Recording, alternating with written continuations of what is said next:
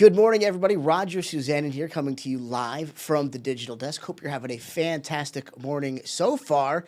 And today is a very special morning for me here at the Digital Desk because I've got a teammate here, Channel 3's own Tyler Hughes. Hey, good morning. Tyler, our first time here at the Digital Desk this morning. And happy to be here with you. Well, and I'm happy to be here with you because, man, when I heard about the temperatures that were coming in today and tomorrow, I said we got to get Tyler involved. All right, so Tyler, it feels cold to me, but this is not just in my head because it is much colder than normal for this time of year, right? The average high temperature this time of year is about 44 or so.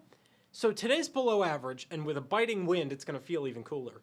And the crazy thing is, tomorrow is going to be even colder. Now, Scott was trying to explain to me that even though tomorrow the air temperature is going to be colder, that today is going to feel about as cold as tomorrow because of the wind chill, right? Tomorrow, the one thing we got going for us is there's no wind. There's no wind. Today is going to be biting with the wind. Tomorrow, it's just going to be downright cold, but with less wind, it feels a little bit better. So not so bad. All right. Yeah.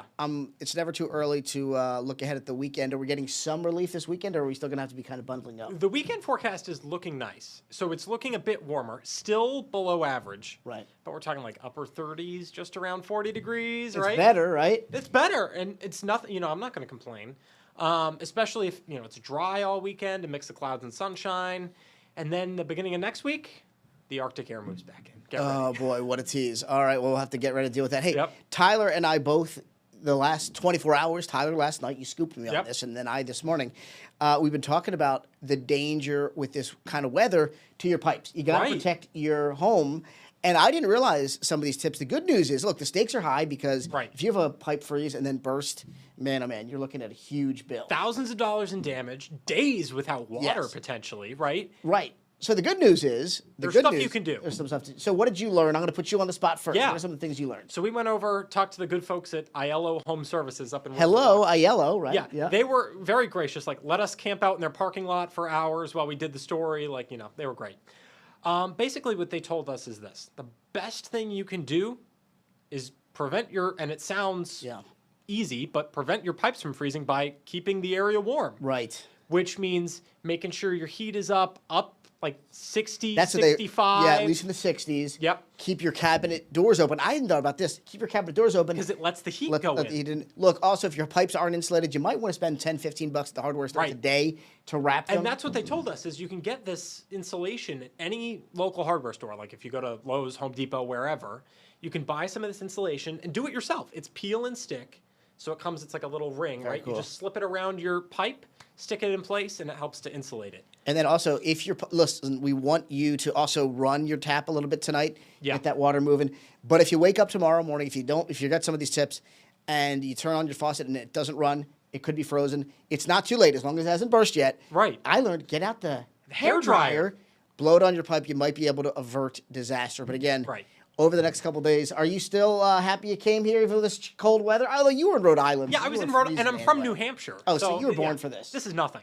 All right, Tyler Hughes, I appreciate it. Thank you so much, sir. Thank you. I'll say goodbye to you, and I'll play you off with a little look at the first alert radar which here. Is actually showing right now a few snowflakes.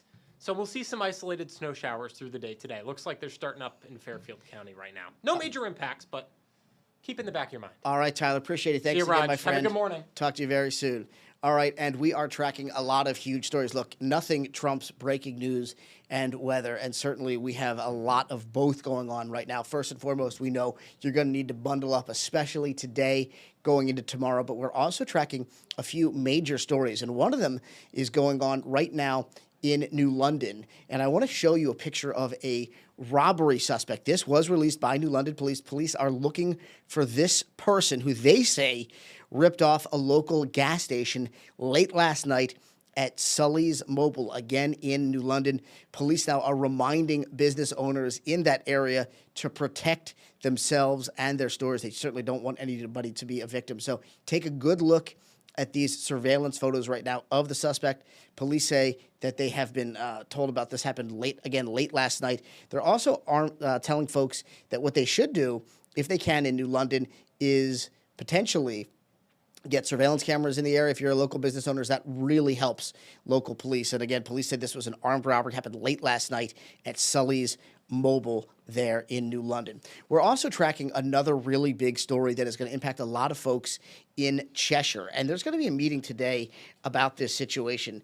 And we can tell you that a really big decision is going to happen for both parents and families in Cheshire, because the Board of Ed could be voting on a plan to move forward with redistricting, which could really impact where your child goes to school next year. This is a story that people are talking about, families are talking about in Cheshire right now. This has been a long-standing issue in Cheshire because of the population growth there. They've had overcrowding on school buses, at schools.